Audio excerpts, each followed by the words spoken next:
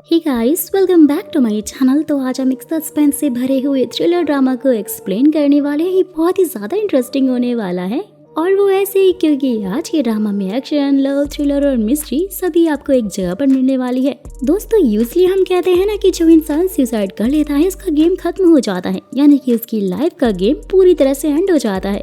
लेकिन आज के ड्रामा में हमारे मेन कैरेक्टर के साथ कुछ और ही होता है। वो ये सोचकर सुसाइड तो कर लेता है कि उसकी सारी प्रॉब्लम्स खत्म हो जाएंगी और वो आराम से हेवन में एंजॉय करेगा। लेकिन उसकी डेथ के बाद डेथ उसके साथ जो गेम स्टार्ट करती है ना, वो एक अलग ही लेवल पर होता है। और अगर आप जानना चाहते हो कि डेथ उसके साथ कैसा गेम खेलती है तो ड्रामा को पूरा जरूर देखिएगा, क्योंकि बहुत ज्यादा मजा आने वाला है। तो कहानी की शुरुआत में कहानी के मेन लीड चोई एक लड़की के सामने अंधेरी जगह पर बैठे रोते हुए उससे पूछता है कि मैंने ऐसा क्या गलत कर दिया है जो मुझे वहां जाना होगा। लेकिन वो लड़की उसकी कोई भी बात सुने बिना ही उसे गोली से मार देती है। सीन शिफ्ट होता है, कहानी 7 साल पहले से शुरू होती है, जहाँ चोई तेकोंग कंपनी में जॉब इंटरव्यू के लिए जा रहा होता है, जहां वो अपनी गर्लफ्रेंड जिसू के साथ कॉल पर होता है और उसे अपने ऊपर बहुत ही ज्यादा कॉन्फिडेंस होता है कि उसे तो ये जॉब मिल ही जाएगी और अगर जॉब लग गई तो वो तो अपनी ग्रेजुएशन को अच्छे से पूरी कर पाएगा। लेकिन दोस्तों, उसी टाइम पर एक आदमी अचानक से चोई के सामने ही सुसाइड कर लेता है, जिससे कि वो बहुत बुरी तरह से डर जाता है और उसकी वजह से वो अपना इंटरव्यू भी अच्छे से नहीं दे पाता, जिसके कारण वो रिजेक्ट हो जाता है। चोई इस बात से बहुत ज्यादा दुखी होता है और अपनी स्कूल की पढ़ाई के लिए वो अलग अलग पार्ट टाइम जॉब करने लगता है। लेकिन उस एक्सीडेंट के बाद से उसकी लाइफ पूरी तरह से चेंज हो चुकी थी। वो बहुत ज्यादा कोशिश कर रहा होता है, उसके बाद भी पूरे 7 साल तक उसे कोई भी अच्छी जॉब नहीं मिलती है और 7 साल बाद वो फिर एक तेकोंग कंपनी में इंटरव्यू देने के लिए जाता है। और जहाँ दोस्तों उसके इंटरव्यू से हमें ये पता चलता है कि उसके पापा की डेथ तो बचपन में ही हो गई थी और उसकी माँ ने उसे अकेले ही पाला था और वो भी बहुत स्ट्रगल कर रहा था। वहाँ के इंटरव्यूअर भी उससे खुश होते हैं कि उसने हार नहीं मानी। जैसे ही चोई वहाँ से निकलता है तो उसका एक फ्रेंड उसे कॉल करके बताता है कि उसने जिस ह्यून सो के कहने पर पैसे इन्वेस्ट किए थे वो तो सबके पैसे डुबाकर भाग गया है, यानी कि वो एक फ्रॉड है। ये सुनते ही चोई तो ह्यून सो के घर पर ही पहुंच जाता है, जोर जोर से उसका दरवाजा पीटता है, लेकिन कोई फायदा नहीं होता क्योंकि चोई पुलिस के पास भी जाता है। लेकिन पुलिस ऑफिसर उसे बताता है कि उसने सभी का इन्वेस्टमेंट लीगल प्रोसेस से किया है, यानी कि उनके पास उसके खिलाफ कोई सबूत ही नहीं था। जिसके बाद चोई काफी उदास हो जाता है और जब वो जीसू से मिलने के लिए जाता है तो वो देखता है कि कोई लड़का जीसू को फ्लावर्स देकर चला गया है, जहाँ उसको ये पता लगता है कि ये उसका नया बॉयफ्रेंड है और वो उसे जाकर बोलता है कि तुम्हारी जैसी अच्छी लड़की मेरे जैसी लूजर लड़की को बिल्कुल भी डिजर्व नहीं करती है और इसलिए अब तुम्हें मुझे भुला देना चाहिए। जीसू बोलती है कि ऐसा नहीं हो सकता क्योंकि मैं तुमसे बहुत प्यार करती हूँ। लेकिन चोई उसे सारे रिश्ते खत्म करके वापस से अपने घर पर आ जाता है और देखता है कि उसके मकान मालिक ने उसका सारा सामान बारिश में ही निकाल कर बाहर रख दिया है, क्योंकि उसने कुछ महीनों का रेंट जो नहीं दिया था। जो ये देखकर सारी रात बाहर बारिश में ही बैठा रहता है और बहुत ज्यादा दुखी होता है। नेक्स्ट डे फिर उसे तेकोंग कंपनी से मैसेज मिलता है कि वो इंटरव्यू में फेल हो गया है। ये देखकर तो अब वो बहुत ही ज्यादा रोने लग जाता है और सुसाइड करने का फैसला करता है और बिल्डिंग से कूदने से पहले वो उसी 7 साल पहले वाले आदमी को याद करता है कि अगर वो उसके सामने नहीं मरा होता तो आज तो उसके पास काफी अच्छी जॉब होती है और उसके पास सब कुछ होता। ये सोचते हुए वो बिल्डिंग से कूद जाता है। जहाँ दोस्तों हम ये देखते हैं कि उस टाइम उसकी माँ उसे कॉल कर रही होती है कि तभी अचानक चोई की आँख खुलती है और वो खुद को एक प्राइवेट जेट और किसी दूसरी बॉडी में पाता है, जहाँ पर उसके सामने एक लड़की बैठी हुई थी। उसकी आंखों में देखते ही वो दोनों एक लंबे टावर पर पहुँच जाते हैं, जहाँ वो लड़की उसी टावर से लटका देती है। चोई उससे पूछता है कि वो कौन है तो वो लड़की बताती है कि मैं डेथ हूँ, जिसका तुमने मजाक बनाया था और अब तुम्हें इसकी पनिशमेंट एक्सेप्ट करनी ही होगी। और इतना कहकर वो उसे छोड़ देती है, जहाँ टावर के नीचे बहुत सारे डरावने क्रिएचर उसी की तरफ बढ़ने लगते हैं। चोई चिल्लाते हुए वापस जेट में पहुंच जाता है और डेथ से उसकी पनिशमेंट पूछता है, जहाँ वो उसे कहती है कि भगवान इंसानों को सिर्फ एक बार डेथ फेस करने की पावर देते हैं, लेकिन मैं तुमसे वो पावर छीन कर तुम्हें बार बार मारूंगी ताकि तुम जान सको कि डेथ इतनी आसानी से नहीं मिलती है। डेथ के बाद सब कुछ खत्म नहीं होता और इसलिए मैं तुम्हें 12 ऐसे इंसानों की बॉडी में ट्रांसफर करूंगी जो कि डेथ के नियर हो, और जिस बॉडी में तुम मरने से बच गए उसकी बॉडी में तुम अपनी नई लाइफ स्टार्ट कर सकते हो। ये बोलते ही वो तो वहाँ से गायब भी हो जाती है और उसके जाते ही प्लेन जोरों से हिलने लग जाता है। चोई डर कर लाइफ जैकेट पहन लेता है, लेकिन थोड़ी देर बाद ही सब कुछ ठीक हो जाता है कि तभी चोई पूरे जेट में नोटिस करता है कि वहाँ काफी महंगी चीजें रखी हुई थी, जहाँ पर एक चमकता हुआ स्टोन उसके अंदर घुस जाता है, जिससे कि उसे उस बॉडी वाले पर्सन की सारी मेमोरीज मिल जाती हैं, जिससे गाइस ये पता लगता है कि वो तो कॉन्ग के सीईओ का छोटा बेटा यानी पार्क था और बहुत ही जल्द कंपनी का नया सीईओ बनने वाला था। चोई तो काफी ज्यादा खुश हो जाता है कि वो भी अब एक सीईओ बन सकेगा, यानी कि इसकी लाइफ तो आराम से निकल जाएगी।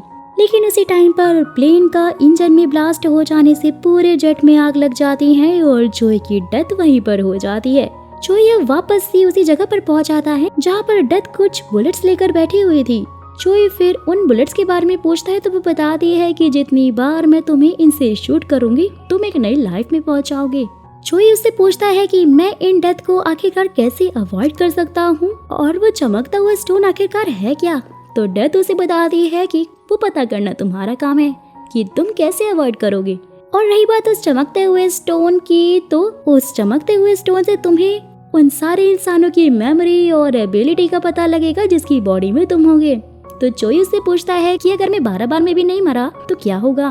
डेथ फिर उसे एक दरवाजे के पीछे से हेल में लेकर जाती है और कहती है कि फिर तुम्हें हमेशा के लिए यहाँ पर छोड़ दिया जाएगा। ये देखते ही चोई तो जोरों से रोने लग जाता है कि उसने तो कुछ गलत किया भी नहीं है, तो उसे हेल में क्यों जाना होगा। जहाँ पर फिर डेथ उसे बताती है कि इसीलिए क्योंकि तुमने मुझे पहले ढूंढ लिया और मेरे आने का वेट ही नहीं किया। लेकिन अगर तुम अपनी लाइफ में बच जाते हो और अच्छा काम करते हो तो तुम हेवन भी जा सकते हो, क्योंकि तब तुम्हारा जजमेंट गॉड करेंगे। और वो उसे शूट कर देती है। जैसे ही चोई की आंख खुलती है वो देखता है कि वो बिना पैराशूट के हवा में है, जहाँ वो वहाँ के आसपास के लोगों से हेल्प मांगने लगता है क्योंकि वो काफी ज्यादा ऊपर था। कि तभी चमकता हुआ स्टोन उसके अंदर समा जाता है, जिससे कि गाइस उसे ये पता चलता है कि वो body famous height jumper song जेसिप की है, जो कि आज जमीन से 8000 फीट की ऊंचाई से बिना पैराशूट के कूद के रिकॉर्ड बनाने वाला था। और इसके लिए उसे पूरे के पूरे 3 बिलियन भी मिलने वाले थे। साथ ही वहाँ पर उसके लिए जमीन पर सेफ्टी नेट भी लगाया हुआ था जहाँ उसे लैंड करना था। चोई फिर उस नेट पर लैंड करने की पूरी कोशिश करता है, लेकिन वो जाकर नेट से थोड़ा दूर लैंड होता है, जिससे कि उसकी ऑन द स्पॉट डेथ हो जाती है। और चोई फिर से हेलगेट्स टावर पर पहुंच जाता है जहां डेथ उसे शूट करने ही वाली थी कि वो उससे पूछता है कि मैं इन सारी डेथ को कैसे रोक सकता हूँ, मैंने ऐसा क्या किया है जो मेरे साथ ही ये सब कुछ हो रहा है। डेथ उसे जवाब देते हुए कहती है कि वो पता लगाना तुम्हारा काम है, तुम्हें तो खैर ये भी नहीं पता कि आखिरकार तुमने अपनी जान क्यों ली है। तो चोई उसे बताता है कि मेरी लाइफ में प्रॉब्लम्स मेरा पीछा ही नहीं छोड़ रही थी और 7 साल से मैं इन सारी प्रॉब्लम्स को झेल रहा था, जिसमें मेरा सब कुछ तबाह हो गया, पैसा, प्यार, घर, जॉब। जब मेरे पास कुछ बचा ही नहीं तो जीने का क्या फायदा होता। जहाँ पर डेथ उसे कहती है कि तुमने बस इसलिए खुद की जान ले ली क्योंकि तुम्हारी लाइफ में प्रॉब्लम्स थी और ये प्रॉब्लम सबकी लाइफ में होती हैं, लेकिन इसका इलाज सुसाइड करना तो नहीं होता ना। दुनिया की सबसे बड़ी गलती तुमने की है और जो की है आत्महत्या, और अब तुम्हें उसका पछतावा तो करना ही होगा। ये कहकर वो उसे शूट कर देती है, जिसके बाद चोई देखता है कि वो एक मिडिल स्कूल के बच्चे की बॉडी में पहुंच गया है। तभी स्टोन उसकी बॉडी में एब्जॉर्ब हो जाता है। चोई को अब उस बच्चे की मेमोरी मिल जाती है, जिससे उसे ये पता लगता है कि बच्चे का नाम यूक्सो था, जिसके पापा की डेथ उसके बचपन में ही हो गई थी, जिसे पालने के लिए उसकी माँ ने बहुत ज्यादा मेहनत की थी और इसलिए वो बहुत ही ज्यादा अच्छे से पढ़कर अपनी माँ की हेल्प करना चाहता था। लेकिन वो अपने स्कूल से परेशान था क्योंकि जिनसोंग और उसका फ्रेंड सीयुक नाम का लड़का हमेशा ही उसे बुली किया करते थे, जिस कारण से परेशान होकर वो सुसाइड करने वाला था, जिसके लिए उसने नोट पे लिख लिया था।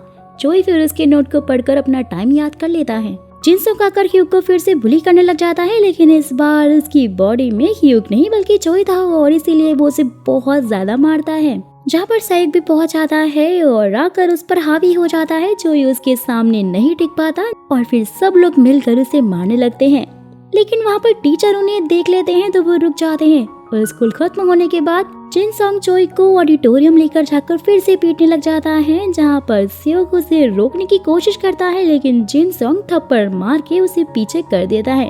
तभी एक लड़की को देखकर जिनसोंग रुक जाता है चोई जब ह्यूग के घर जाता है तो वो ह्यूग और उसकी माँ की फोटो देखकर अपनी माँ को याद करने लगता है और अपनी माँ को कॉल लगाता है। लेकिन फिर उसी टाइम पर जिनसेओक उसे मैसेज करके पैसे मांगने लगता है तो चोई फिर से ह्यूग का नोट पढ़ता है, जिसके बाद फाइनली वो ये डिसाइड कर लेता है कि वो इस लाइफ में कैसे न कैसे करके सरवाइव तो जरूर करेगा। नेक्स्ट डे चोई सबसे पहले ह्यूग को अपनी साइड करने का प्लान बनाता है और उसे कहता है कि पूरी टीम में सिर्फ तुम ही हो जो सबसे ज्यादा पावरफुल हो, लेकिन मुझे ये समझ नहीं आता कि आखिरकार जिनसेओक लीडर क्यों है। ह्यूग उसकी सारी बातें सुनकर काफी गुस्सा हो जाता है और बोलता है कि ये बात तो मुझे भी बहुत ज्यादा परेशान करती है, लेकिन जिनसेओक की दोस्ती स्कूल के एक सीनियर से है जो कि बहुत ज्यादा पावरफुल है और इसलिए उसके सपोर्ट से ही वो लीडर बना फिरता रहता है। ये सुनते ही चोई फिर एक प्लान बनाता है। ह्यूग से वो बोलता है कि मैं जिनसेओक के साथ भले ही कुछ भी क्यों ना करूं, लेकिन तुम बीच में मत आना। जैसे ही फिर चोई लंच टाइम में अपना लंच कर रहा होता है कि तभी जिनसेओक आकर उसका फेस बाउल में घुसा देता है और हंसकर वहाँ से जाने लगता है कि तभी चोई उसे रोकता है और बाउल का खाना सारा उसके ऊपर फेंक कर वहाँ से भाग जाता है। जिनसेओक फिर गुस्से में ह्यूग को ये ऑर्डर देने लगता है कि वो चोई को पकड़ कर लेकर आए, लेकिन ह्यूग तो उसकी एक भी नहीं सुनता। ये देखकर सारे के सारे बच्चे भी जिनसेओक पर हंसने लग जाते हैं। जिनसेओक ये देखकर सीधा उस सीनियर को बुलाता है और उसे कहता है कि ह्यूग ने उसके ऊपर खाना डाला है, लेकिन क्लासरूम पहुंचकर उसे ये पता लगता है कि खाना तो चोई ने डाला था। तो उसे देखकर सीनियर जिनसेओक से कहता है कि अगर तुम छोटे बच्चों को भी हैंडल नहीं कर सकते हो तो फिर तो तुम मेरे फ्रेंड बनने के काबिल ही नहीं हो। जिससे कि भाई जिनसेओक की तो और भी ज्यादा बेइज्जती हो जाती है और सभी उसका साथ छोड़ देते हैं। और यही तो चोई का प्लान था, यही तो वो करना चाहता था, जिसमें वो सक्सेसफुल भी हो जाता है। रात को जब चोई रनिंग के लिए पार्क में जाता है तो जिनसेओक ड्रंक होकर उसके पास आकर कहता है कि सब कुछ तुम्हारी वजह से हुआ है। चोई उसे इग्नोर करके अपने ईयरफोन लगाकर भागने लग जाता है कि तभी अचानक से एक ट्रक उसके सामने आ जाता है। ट्रक वाला सही टाइम पर ब्रेक लगा देता है और उसे बचा लेता है, लेकिन उसी टाइम पर जिनसेओक पीछे उसके सर पर बहुत बड़ा पत्थर मार देता है, जिससे कि उसकी ऑन द स्पॉट डेथ हो जाती है। चोई बहुत ज्यादा परेशान होकर डेथ से चिल्लाकर बात करने लग जाता है कि सब कुछ तुम्हारी गलती है, मैं तो अच्छा खासा बचने वाला था, लेकिन तुम्हारी सिचुएशन की वजह से उसने मुझे मार दिया। डेथ को भी उसकी बातों पे काफी गुस्सा आता है, उसे उठाकर फेंकती है और पास आकर उसे कहती है कि वो सिचुएशन तुमने ही बनाई थी और इसलिए उसने तुम्हें मारा, और अगली बार मुझसे ऐसे बात करने की सोचना भी मत, वरना अंजाम बहुत बुरा हो सकता है। और फिर से वो उसे शूट कर देती है। जिसके बाद दोस्तों चोई अभी गैंगस्टर की बॉडी में पहुंच जाता है, जहां उसे उसके लीडर ने पकड़ कर रखा हुआ था। लड़की और पैसों के बारे में पूछ रहा होता है। चोई के पास अभी तक मेमोरीज नहीं आई थी और इसलिए वो कुछ जवाब ही नहीं देता, तो वो लोग उसे बहुत ज्यादा मारने लग जाते हैं कि तभी स्टोन आते ही उसकी मेमोरी भी उसे मिल जाती है, जिससे कि उसे ये पता चलता है कि जिसकी बॉडी में अभी वो है उसका नाम जून है और वो एक सीक्रेट क्रिमिनल ऑर्गेनाइजेशन का मेंबर था, यानी कि पैसे लेकर अपने क्लाइंट्स की प्रॉब्लम को सॉल्व करता था। जून की बॉस के चक्कर में एक लड़की फंसी थी जिससे कि वो बहुत ज्यादा प्यार करता था और इसीलिए वो बॉस के 10 बिलियन और उस लड़की के साथ भागने का प्लान करता है। जून पहले ही पैसे सेफ जगह पर छुपा चुका था, लेकिन जब वो लड़की से मिलने के लिए जाता है तो पकड़ा जाता है। जिसके बाद अब चोई सोचता है कि उसके पास 10 बिलियन है और अगर वो इस लाइफ में भी मर गया तो फिर नेक्स्ट लाइफ में जीने के लिए तो उसके पास पैसे ही नहीं होंगे। जिसके बाद वो जून की एबिलिटी यूज करके उन गुंडों को मार के एक बाइक लेकर वहाँ से भाग निकलता है, जहाँ पर फिर एक गुंडा फोन लगाकर इसकी खबर अपनी रियल बॉस को दे देता है। तो वो बॉस सभी को उसे पकड़ने का ऑर्डर देता है और साथ ही उस पर 2 बिलियन का इनाम भी डाल देता है, जिसके कारण अब पुलिस भी उसके पीछे पड़ जाती है। लेकिन जून इतनी ज्यादा अच्छी बाइक चलाता था कि उसकी वजह से वो किसी के हाथ में नहीं आता। जिसके बाद चोई बाइक से एक बिल्डिंग के रूफ पर पहुंच जाता है और देखता है कि लोग अभी भी उसके पीछे पड़े हुए हैं, तो वो रूफ से बाइक लेकर सीधा कूद जाता है और नीचे जाकर पुल में गिरता है, जिसकी वजह से उसका फोन खराब हो जाता है और उसे अब कोई ट्रैक भी नहीं कर पाता। Sorry to interrupt in the middle of the video guys. अगर आपको मेरी स्टोरीज, मेरी कहानियाँ और मेरे एक्सप्लेनेशन बहुत ज़्यादा अच्छे लगते हैं तो प्लीज़ वीडियो को एक लाइक ज़रूर कीजिएगा, जिससे कि मुझे खुशी होगी, और साथ ही चैनल को सब्सक्राइब भी कर दीजिएगा ताकि ऐसी इंटरेस्टिंग वीडियोस आपसे मिस ना हो जाएं। चोई वहाँ से बचता हुआ उस लड़की के पास पहुँचता है और वो लड़की उससे पैसों के बारे में पूछती है, तो चोई उसे पूरी बात बता देता है कि पैसे उस बोट पर हैं। और दोस्तों इतना सुनते ही वो लड़की चोई को शूट कर देती है। जिसके बाद चोई जब वापस से हेल गेट में पहुंचता है तो डेथ से पूछता है कि उस लड़की ने आखिरकार उसे क्यों मारा, क्या उसके साथ उसकी कोई पुरानी दुश्मनी थी। डेथ बोलते कि नहीं, उसने तो बस पैसों के लिए ही तुम्हें मारा था। तुम सच में कितने ज्यादा बेवकूफ हो, जो कि ये बात समझ भी नहीं पाए। जहाँ पर चोई फिर उसे बताता है कि मैंने तो अभी तक अपनी बात भी पूरी नहीं की। दरअसल दोस्तों, चोई ने पैसे कहीं और छुपाए थे और वो बोट तो बस वहाँ तक जाने का एक जरिया थी। साथ ही चोई बोल रहा होता है कि अब मैं अपनी नेक्स्ट लाइफ में उन सारे पैसों को यूज करूंगा। डेथ ये सुनकर हंसते हुए फिर से उसे शूट कर देती है। जिसके बाद अब चोई एक कैदी की बॉडी में पहुंच जाता है, जहां उसे अपने साथी से ये पता लगता है कि वो और उसका साथी 4 दिन बाद वहां से निकलने वाले हैं।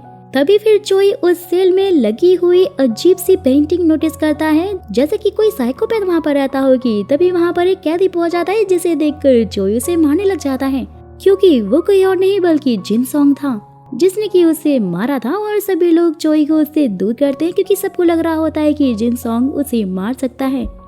जिसके बाद उसे स्टोन से उस इंसान की मेमोरी मिल जाती है जिसकी बॉडी के अंदर वो था, जिससे कि गाइस उसे ये पता चलता है कि अभी वो जिसकी बॉडी में है उसका नाम तेसोंग है और वो हमेशा से ही एक MMA फाइटर बनना चाहता था। लेकिन फैमिली में फाइनेंशियल प्रॉब्लम की वजह से वो तो अपना सपना कभी भी पूरा नहीं कर पाया। लेकिन फिर एक दिन एक अमीर आदमी का लॉयर उसे 2 मिलियन पैसे ऑफर करता है। साथ ही बोलता है कि उसके क्लाइंट पर हिट एंड रन का केस है, तुम्हें वो केस बस अपने ऊपर लेना होगा, सारे पैसे तुम्हारे होंगे, क्योंकि तुम अभी अंडर एज हो, जिससे कि तुम्हें जल्दी से बेल मिल जाएगी। जिसके लिए तेसोंग भी मान जाता है, लेकिन कोर्ट से उसे 2 साल की सजा मिल जाती है, क्योंकि उसके केस में लड़की की डेथ हो गई थी। सजा के दौरान वो लॉयर उसे मिलने के लिए आता है, तो तेसोंग उसे बोलता है कि मुझे सजा हुई है और इसलिए अब मैं 1 बिलियन लूंगा। जिसके लिए वो लॉयर तो राजी ही नहीं होता है। तो तेसोंग उसको धमकी देता है कि अगर उसने ऐसा नहीं किया तो मैं सजा के बाद सबको सब कुछ सच सच बता दूंगा और उल्टा तुम पे ही केस कर दूंगा। जिसके बाद दोस्तों चोई लगातार जिनसोंग को ही देखता जा रहा था। सबको लगता है कि जिनसोंग एक साइकोपैथ है और इसलिए सब उसे बहुत ज्यादा डरते थे। जिनसोंग भी ऐसे ही चोई से बोल रहा होता है कि घूर क्या रहे हो, तेरे को अपनी जिंदगी प्यारी नहीं है क्या। चोई फिर हंसने लग जाता है, उसके पास आकर उसे फिर से बहुत मारता है। अब जिनसोंग रोने लग जाता है। चोई सबको बताता है कि ये स्कूल में बच्चों को बुली किया करता था और तो और इसने एक बच्चे के ऊपर पीछे से अटैक किया जिससे कि उसकी जान चली गई। ये सब कुछ सुनते ही सारे के सारे लोग जिसोंग को मारने लगते हैं। जिसके बाद चोई जब जेल में काम कर रहा है तो सारे कैदी मिलकर उसे मारने लगते हैं और यहाँ पर ये पता चलता है कि उन सबको लॉयर ने तेसोंग को मारने के लिए काफी सारे पैसे दिए थे। लेकिन भाई तेसोंग की एबिलिटी से चोई सबकी चटनी बना देता है। रात को जिनसोंग चोई को मारने का प्लान करके एक शार्प चीज से चाकू बना लेता है, लेकिन चोई उसे पकड़ लेता है। तो जिनसोंग उसे कहता है कि तुम्हारे कारण ही सबने मुझसे डरना छोड़ दिया है और इसलिए मैं तुम्हें मार डालूंगा। तो चोई सोचता है कि अगर उसने उसे मार दिया तो उन सारे पैसों का क्या होगा। जिसके बाद वो कुछ प्लान बनाता है और कहता है कि जिसू को तुमने ही मारा था ना, और अब उसकी आत्मा तुम्हारे पीछे पड़ी है और मैं भूत देख सकता हूँ और इसलिए तुम्हें बच कर रहना होगा। वो तुम्हारे साथ कुछ भी कर सकती है और अब वो तुम्हारे साथ ही रहेगी जब तक कि तुम जिंदा हो। ये देखते ही जिनसोंग तो बहुत बुरी तरह से डर जाता है और पूरी तरह से पागल हो जाता है। ये देखकर चोई कहता है कि मारने से तो यही इसके लिए अच्छा होगा। जैसे ही चोई जेल से निकलता है तो लॉयर उसे बाकी पैसे देने के लिए आ जाता है, लेकिन वो लेने से साफ इनकार कर देता है, क्योंकि अपनी हर लाइफ में वो पैसों की वजह से ही तो मर रहा था और इसीलिए वो कहता है कि अब वो एक नई लाइफ स्टार्ट करेगा। जिसके बाद चोई वहीं पहुंचता है जहां पर जुसू की डेथ हुई थी और वो एक बोट लेकर पैसों तक पहुंच जाता है और पैसे देखकर काफी खुश हो जाता है कि तभी तेसोंग की माँ उसे कॉल करती है। चोई उनका फोन देखकर अपनी माँ को याद करता है और फोन उठा लेता है, जहाँ उसकी माँ उससे माफी मांगने लग जाती है और कहती है कि सब कुछ उसी की वजह से हुआ है और वो उससे मिलना चाहती है। तो चोई काफी इमोशनल होकर उनसे मिलने के लिए हाँ बोल देता है। जिसके बाद चोई ये डिसाइड करता है कि वो अपने आधे पैसे तेसोंग की माँ को दे देगा और आधे वो खुद रख लेगा। लेकिन वो सारे पैसे साथ में नहीं लेकर जा सकता था और इसलिए वो अपने आधे पैसे बस स्टैंड लॉकर में रखता है, जिसमें सामान रखने की लिमिट बस 4 दिन की थी। तो वो सोचता है कि वो 4 दिन बाद आकर पैसे निकाल लेगा। जैसे ही चोई फिर पैसे लेकर तेसोंग की माँ के पास पहुँचता है तो वहाँ पर एक आदमी आकर उसे अचानक से चाकू मारकर भाग जाता है और वो आदमी उसी लड़की का फादर था दोस्तों, जो कि हिट एंड रन केस में मरी थी। उसके डैड को 2 साल की सजा कम लग रही थी और इसलिए वो उसे मारने के लिए आए थे। तभी वो साथी वहाँ पर आता है जो कि जोई के साथ में जेल में था। जोई को लगता है कि वो उसे बचाने के लिए आए हैं, लेकिन वो तो उसे मार ही देता है क्योंकि उसे पैसे जो मिल गए थे। जिसके बाद जोई वापस से हेल गेट पहुंचकर डेथ को जल्दी से शूट करने के लिए कहता है क्योंकि उसके पास सिर्फ 4 दिन का ही टाइम था और इन्हीं 4 दिन के अंदर उसे पैसे भी निकालने थे। डेथ फिर से हंसते हुए उसे शूट कर देती है। जोई देखता है कि वो एक रेस्टोरेंट में है, लेकिन उसकी आवाज देने पर भी कोई रिस्पॉन्स नहीं कर रहा था और जब वो खुद को एक मिरर में देखता है तो जोर जोर से रोने लग जाता है क्योंकि अब वो एक बेबी बन गया था। और उसकी आवाज सुनकर बच्चे की माँ उसे उठाकर घर ले जाती है और लाकर सोफे पर जोर से पटक देती है और अपने हस्बैंड से कहती है कि इसे कुछ खिला दो। वो आदमी तो अपने बच्चे को एक्सपायरी खाना ही खिला देता है। दरअसल दोस्तों वो दोनों ही हस्बैंड वाइफ बच्चे से काफी ज्यादा परेशान थे। तभी फिर उनके घर पर पुलिस चेक करने के लिए आती है और उन्हें बताती है कि हमें किसी ने बताया है कि यहाँ पर चाइल्ड अब्यूजिंग होती है, लेकिन उनके चेक करने पर उन्हें कुछ भी नहीं मिलता। तो जोई उन्हें रोकने के लिए रोने लग जाता है, लेकिन वो तो कुछ समझ ही नहीं पाते। आखिरकार समझते भी कैसे, वो तो एक बच्चा था ना। तो फिर उनके जाने के बाद वो औरत अपने बच्चे को उठाकर चिल्लाते हुए कहती है कि तुमने मेरी लाइफ पूरी तरह से खराब कर दी है और उसे जमीन पर पटक कर उसका मुंह पिलो से जोर से दबाने लग जाती है, जिसके कारण उस बच्चे की वहीं पर डेथ हो जाती है। जोई फिर वापस से डेथ के पास आता है और उससे पूछता है कि आखिरकार कोई अपने बच्चे को ऐसे कैसे मार सकता है। डेथ उससे बोलती है क्योंकि यहाँ पर भाई किसी का कोई भरोसा नहीं कर सकते। जिसके बाद जोई फिर से उसे जल्दी से शूट करने के लिए बोलता है और कहता है कि जब तुम्हें सब कुछ पता है तो मुझसे अब मत पूछना, और डेथ भी उसे फटाक से शूट कर देती है। नेक्स्ट बॉडी में आते ही उसे पैसों की याद आती है। वो देखता है कि पैसे निकालने के लिए सिर्फ थोड़ा बहुत टाइम ही बचा है और लकीली वो फिर उसी बस स्टैंड पर खड़ा था, तो फटाक से जाकर वो अपने पैसे निकालता है। पैसे के बाद जोई को स्टोन से मेमोरी मिलती है कि ये बॉडी गिनवू नाम के एक मॉडल की है जो कि बहुत ही ज्यादा हैंडसम है, और वो उसके घर पहुंचकर पेपर देखता है जिसमें दोस्तों उसी बच्चे की डेथ के बारे में लिखा हुआ था। लिखा था कि उस बच्चे को मारने के जुल्म में उसके पेरेंट्स को अरेस्ट कर लिया गया। जिसके बाद फिर गिवू का फ्रेंड उसे एक पार्टी में बुलाता है और उस पार्टी का होस्ट कोई और नहीं बल्कि तागंग कंपनी के सीईओ पार्क हैं, जिनका नाम ताइयो था। जोई उसे पहचानने की कोशिश करता है, लेकिन ड्रंक होने की वजह से जोई उसे पहचान नहीं पाता और बहुत ज्यादा ड्रंक हो जाता है। जैसे ही उसे होश आता है, गिन का भाई उसे आकर उठाता है। और दोस्तों असल में गिन ने ये प्रॉमिस किया था कि जब उसका भाई एक वीक के लिए अमेरिका जाएगा तो उसका कैफे गिनवू को ही हैंडल करना पड़ेगा। जोई फिर सोचता है कि जब तक ये अमेरिका नहीं चला जाता तब तक मैं कैफे को ओपन रखूंगा और उसके जाते ही मैं उसे बंद कर दूंगा। लेकिन उसके बाद ही जोई एक लड़की को देखकर काफी ज्यादा शॉक हो जाता है क्योंकि वो कोई और नहीं बल्कि जिसू ही थी। जिसके बाद वो तो उसे देखते ही अपने और जिसू के साथ बिताए हुए खूबसूरत पलों को याद करने लगता है।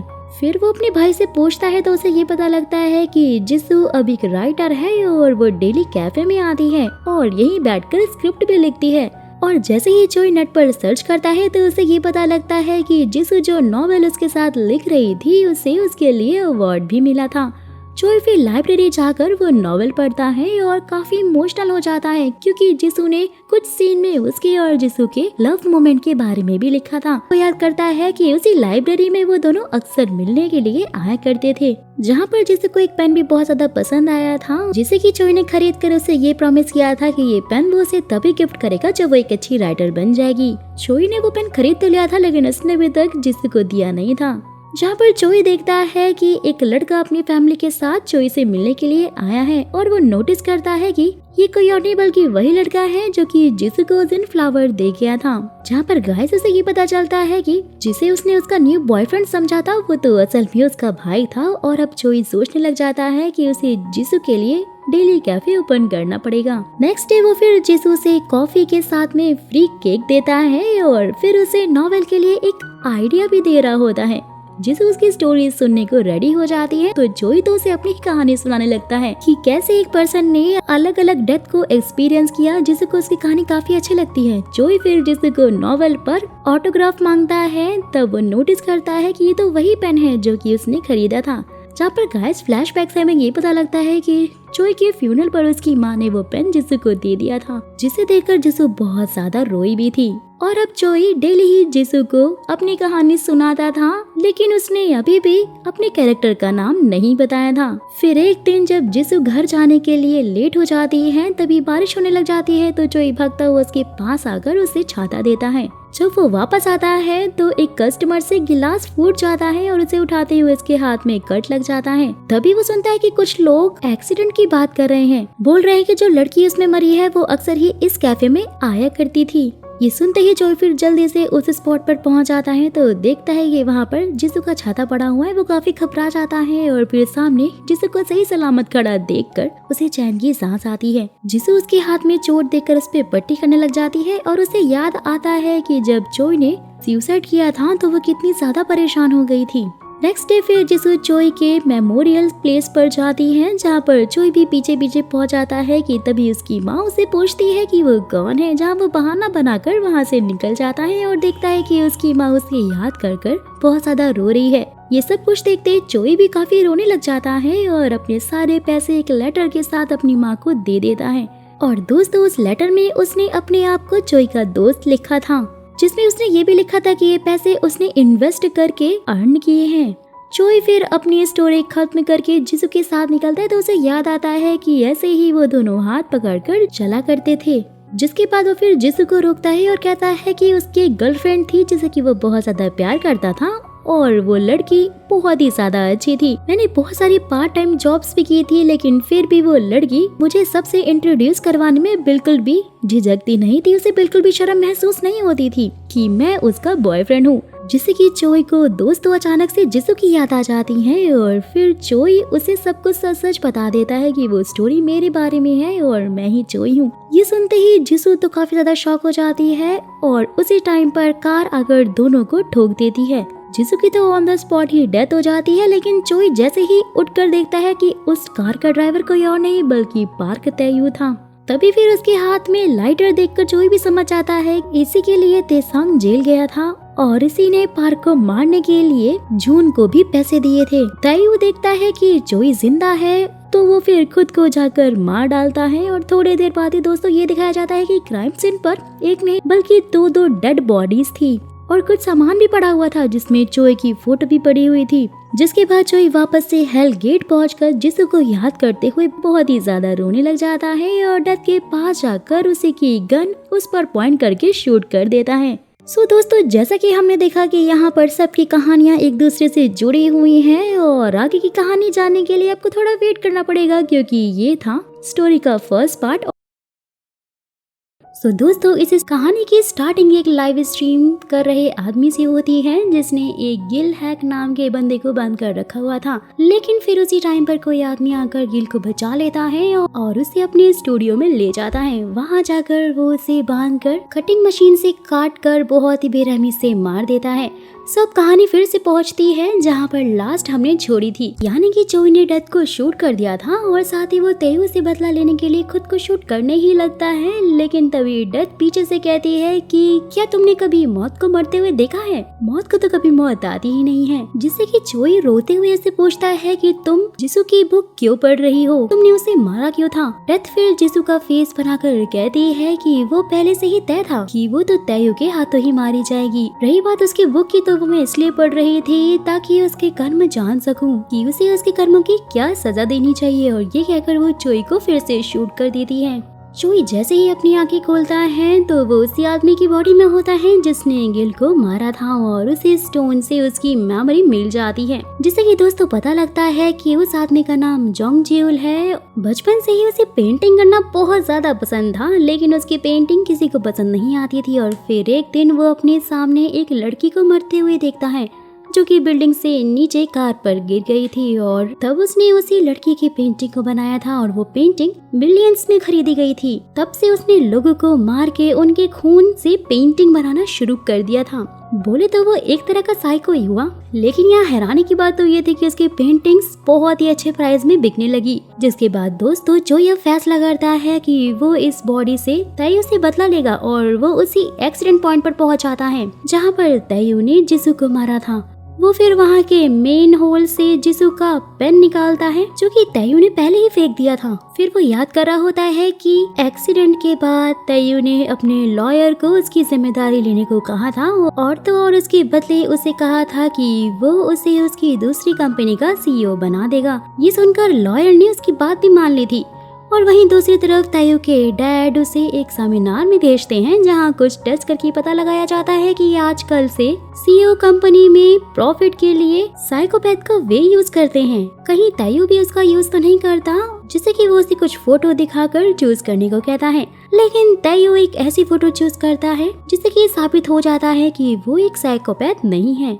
वहीं दूसरी तरफ चोई तायू की कंपनी पहुंचकर अचानक से बेहोश हो जाता है। डॉक्टर के पास जाकर उसे ये पता लगता है कि जोंग को ब्रेन ट्यूमर है और उसके पास सिर्फ 1 महीना ही बचा है। दुखी होने की बजाय वो तो हंसने ही लग जाता है कि उसके पास तायू को मारने के लिए अभी बहुत ज्यादा टाइम है। वहाँ से निकलते टाइम जोंग की सेक्रेटरी उसे कॉल करके बताती है कि आपके स्टूडियो में तायू कोई पेंटिंग लेने के लिए आए हैं, जिसके बाद वो फिर तायू से मिलकर उसे कहता है कि मैं ये पेंटिंग आपके घर खुद लेकर आऊंगा, लेकिन उसके बदले आपको मेरे स्टूडियो आना होगा क्योंकि मैं आपके लिए एक नई पेंटिंग रेडी करूंगा, जिससे कि तायू भी फिर उसकी बात मान लेता है।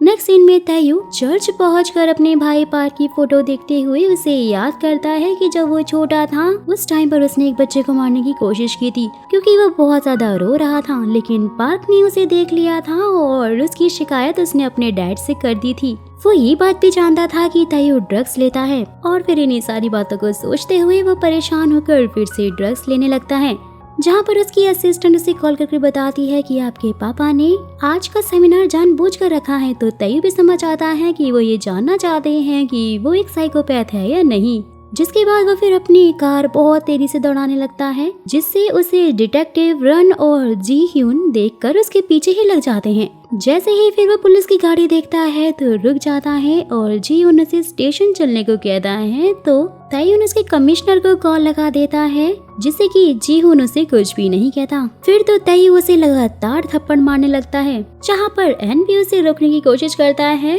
तायून उसे धमकी देता है कि अगर वो बीच में आया तो जॉब से हाथ धोना पड़ेगा, जिससे कि एन तो रुक ही जाता है। नेक्स्ट सीन में जब तायू घर पहुंचता है तो देखता है कि चोई उसका वेट कर रहा है। चोई उसे किडनैप करने की कोशिश करता है, जिससे कि तायू उसे शूट कर देता है, लेकिन चोई को कुछ भी नहीं होता क्योंकि उसने बुलेट प्रूफ जैकेट जो पहनी हुई थी। फिर वो उसकी गन छीनकर उसे किडनैप कर लेता है और अपने स्टूडियो लेकर आता है, जहां वो अचानक से बेहोश हो जाता है, जिसका पूरा फायदा उठाकर तायू उसे बांध देता है। उसके होश आने पर वो उसे बताता है कि वो भी एक सीरियल किलर है, लेकिन पहले डेथ उसके हाथों गलती से हुई थी जब एक आदमी उसकी गाड़ी के सामने आ गया था। जैसे ही उसने मुझसे हेल्प मांगी तो मुझे बहुत ज्यादा सेटिस्फेक्शन मिला और ये वही आदमी था जो कि चोई के इंटरव्यू वाले दिन उसके सामने मर गया था दोस्तों। जिसके बाद फिर तायू चोई को कटिंग मशीन से बड़ी बेरहमी से मार देता है। तो फिर डेथ के पास पहुंचकर चोई हंसने लग जाता है, जिससे ये पता लगता है कि चोई ने जानबूझकर तायू से खुद को मरवाया था, क्योंकि उस टाइम पर वो सब कैमरा में रिकॉर्ड जो हो रहा था।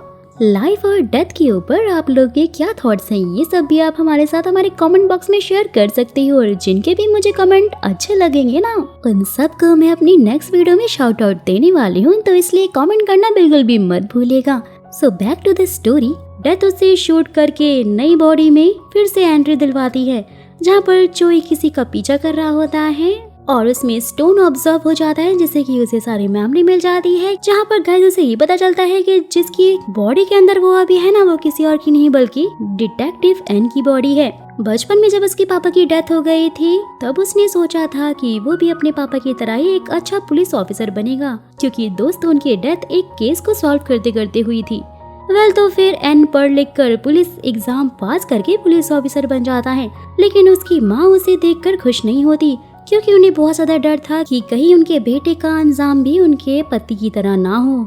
जिसके बाद एन ने अपनी मॉम से ये प्रॉमिस किया था कि वो ऐसा वैसा कुछ भी गलत काम नहीं करेगा। साथ ही गाइस हमें ये भी पता लगता है कि अभी हाल ही में उसकी माँ की भी डेथ हुई थी। उसके कलीग उसे इसी वजह से बिल्कुल पसंद नहीं करते थे, क्योंकि हर चीज से वो पीछे हट जाया करता था और इसीलिए वो जीवन के लिए भी कुछ नहीं कर पाया था उस दिन। चोई सोचता है कि उसे एन के लिए कुछ तो करना ही होगा, और उसी टाइम पर वो दो लड़कों को पैसे के लिए लड़ते हुए देखता है, जिसमें से दोस्तों एक लड़का वही था जिसने तैसंग को मारा था। चोई उसके पास जाकर बोलता है कि मैं तैसंग हूँ, बस फेस थोड़ा सा मेरा चेंज हो गया है। जहाँ वो कहता है कि ये तो हो ही नहीं सकता क्योंकि उसे तो मैंने अपने हाथों से मारा है। और जैसे ही वो अपना क्राइम एक्सेप्ट करता है तो एन उसे फटाक से अरेस्ट कर लेता है, और एन के इस काम से खुश होकर सब काफी ज्यादा शॉक हो जाते हैं। सीन शिफ्ट होता है और दिखाया जाता है कि तयुन अपनी सेक्रेटरी को मारने का प्लान करके डिनर के बहाने उसे जॉन्ग के स्टूडियो लेकर आता है, लेकिन चोई जीहू के साथ में पहले से ही वहाँ पर इन्वेस्टिगेशन करने के लिए पहुंचा हुआ था। साथ ही उसने वहाँ पर सीसीटीवी फुटेज भी अपने पेन ड्राइव में डाल ली थी। तयु के पास आकर वो बताता है कि यहाँ एक मर्डर हुआ है, तो इसलिए स्टूडियो भी बंद है, और उसकी सेक्रेटरी को वार्निंग देता है कि अपने आसपास वालों का थोड़ा ख्याल रखना, क्योंकि आजकल जमाना बहुत ज्यादा खराब है। जिससे कि तयुन तो वहाँ से चला जाता है और सेक्रेटरी को बीच रास्ते में उतार देता है, क्योंकि अब तो उसे मार ही नहीं सकता था, वरना सीधा शक उसके ऊपर ही जाता। वेल, तो फिर चोई के काम की वजह से एन काफी ज्यादा चर्चा में बना हुआ था और उसकी न्यूज देखकर तयुन भी फिर ली चून के बॉस को कॉल करके जॉन्ग की बॉडी ठिकाने और चोई को मारने का सीधा सीधा ऑर्डर देने लगता है। और वहीं चोई उस ड्राइव को एक रिपोर्टर को दे देता है ताकि वो तायु को सबके सामने एक्सपोज कर दे। नेक्स्ट सीन में जीहुन और चोई साथ में बैठे हुए होते हैं कि तभी चोई की माँ पुलिस स्टेशन में पहुंच जाती है। जीहुन उन्हें बताता है कि एक लड़का उन्हें पैसों से भरा बैग देकर भाग गया था। कुछ दिन बाद उसकी कार का एक्सीडेंट हो गया था और उसमें उसकी डेथ हो गई। चोई फिर अपनी माँ से आकर पूछता है कि जब आपके पास इतने सारे पैसे थे तो आपने रखे क्यों नहीं। मॉम बहुत ज्यादा सैड होकर बोलती हैं कि जब मेरा बेटा ही जा चुका है तो मैं आखिरकार इन सारे पैसों का क्या ही करूंगी।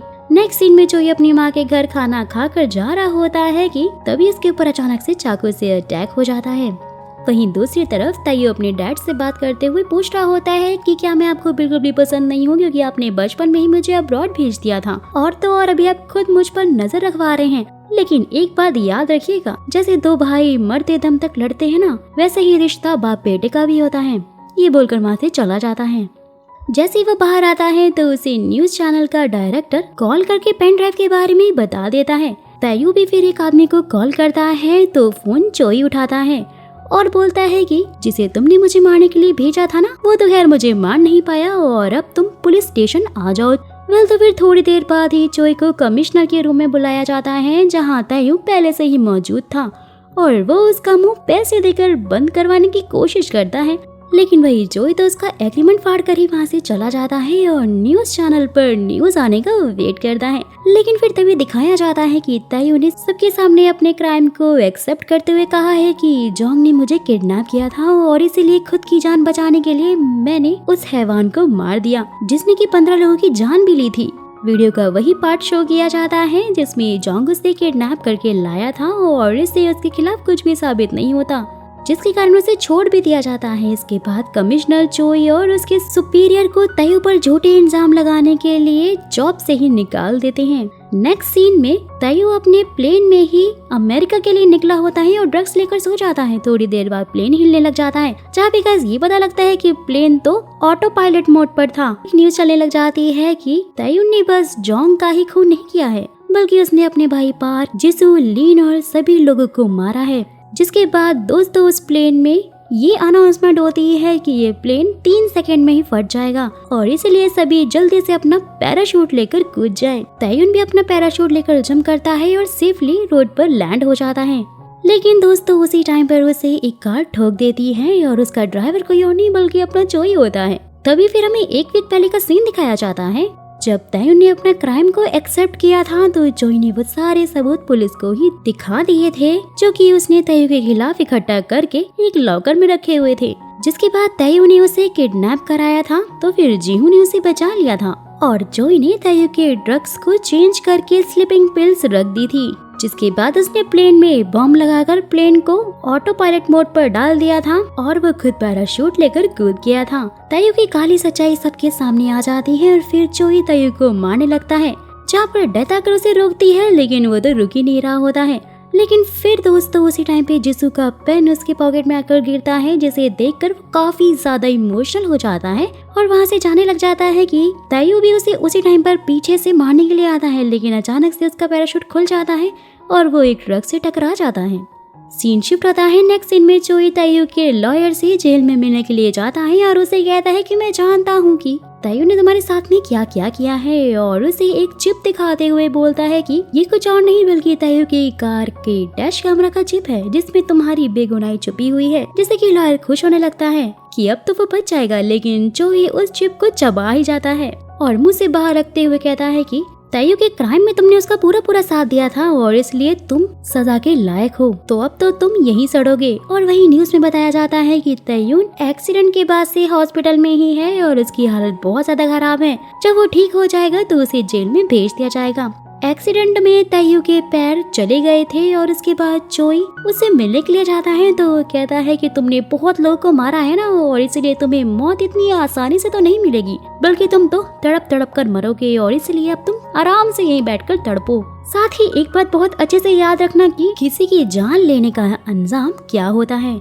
जिसके बाद दोस्तों चोई जिसू के फ्यूनरल प्लेस पर आकर उसकी फोटो देखकर रोने लग जाता है और फिर धीरे धीरे चोई को एन की बॉडी की ही आदत हो जाती है और वो उसी की तरह काम करते करते डेली कोई ना कोई क्रिमिनल पकड़ने लगता है। और फिर ऐसे ही कुछ क्रिमिनल से उसकी लड़ाई हो जाती है, जहाँ पर जीहुन के हाथ में चोट लग जाती है और जीहुन की फैमिली उससे मिलने के लिए आती है, तो जिससे कि वो बहुत ज्यादा खुश हो जाता है और उन्हें देखकर यही सोच रहा होता है कि अगर उसने सुसाइड नहीं किया होता तो आज वो जिसू के साथ एक ऐसी ही फैमिली बना पाता। धीरे धीरे वक्त बीतता जाता है और फिर एक दिन जीहुन और चोई एक आदमी को पकड़ रहे होते हैं, जहाँ वो भागते हुए एक बिल्डिंग की छत पर पहुँच गया था और वो अपनी गन से जीहुन और चोई दोनों को ही शूट कर देता है।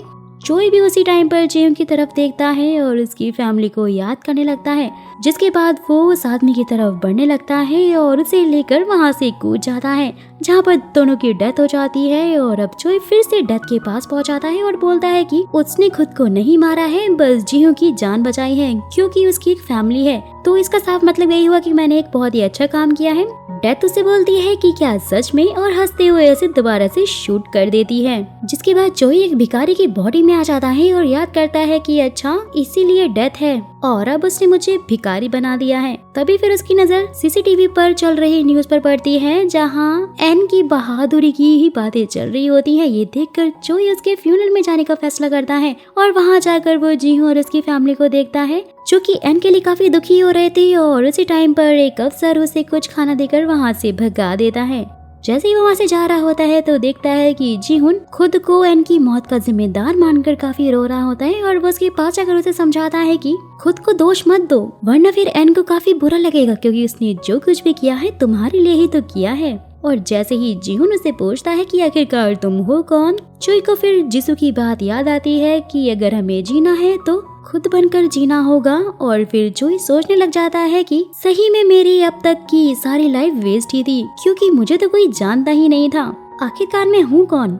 और दोस्तों फिर उसी टाइम पर वो स्टोन को देखकर वहाँ से भागने लग जाता है कि मुझे अब ये तो बिल्कुल भी नहीं चाहिए, और उसका पैर स्लिप हो जाता है और वहाँ से गिरकर उसकी डेथ हो जाती है। जिसके बाद वो सीधा डेथ के पास पहुंच जाता है और कहता है कि जल्दी से मुझे शूट करो, जीकर मुझे कुछ भी नहीं करना है। तो डेथ उसे बताती है कि जानते हो ना तुम कि तुम्हारी डेथ आगे और भी ज्यादा खतरनाक होती जाएगी। चोई उसे कहता है कि हाँ, और इसीलिए अब तुम शूट करो। फिर डेथ उसे फटाक से शूट कर देती है। जिसके बाद चोई फिर एक आदमी की बॉडी में पहुंच जाता है और स्टोन को देखकर भागने लग जाता है, क्योंकि उसे अब और जीना नहीं था। लेकिन स्टोन ऑब्जर्व होते ही उसे ये पता लगता है कि इस आदमी की एक अच्छी जॉब, फैमिली और सिंपल लाइफ है, जो कि चोई को चाहिए थी। लेकिन फिर अचानक से उस आदमी को उसकी कंपनी से निकाल दिया जाता है। साथ ही उसकी वाइफ ने डाइवोर्स पेपर भी भेज दिए थे और एक झटके में पूरी जिंदगी खराब हो जाती है, बिल्कुल वैसे ही जैसे कि चोई की हुई थी। जिसके बाद वो आदमी खुद को मारने का फैसला करता है और वहाँ से भागने लगता है और जाकर तायू की कार से टकरा जाता है। जी हाँ दोस्तों, बिल्कुल ये कोई और नहीं बल्कि वही आदमी है और ये वही टाइम था जिसके मरने की वजह से चोई का इंटरव्यू और इसकी लाइफ दोनों ही खराब हो गई थी। जब उस आदमी के पास तायू आया था ना, तो डेथ उसके पीछे ही खड़ी थी। वो तो उससे हेल्प मांग रहा होता है, लेकिन तायू को लगता है कि वो उससे हेल्प मांग रहा है और चोई के पास ही उसकी डेथ हो गई थी।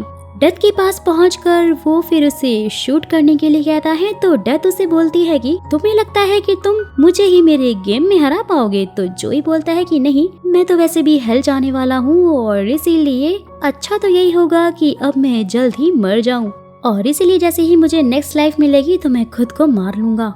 और ये सुनते ही डेथ उसे फिर से शूट करते हुए कहती है कि लेकिन ये इतना आसान नहीं होगा।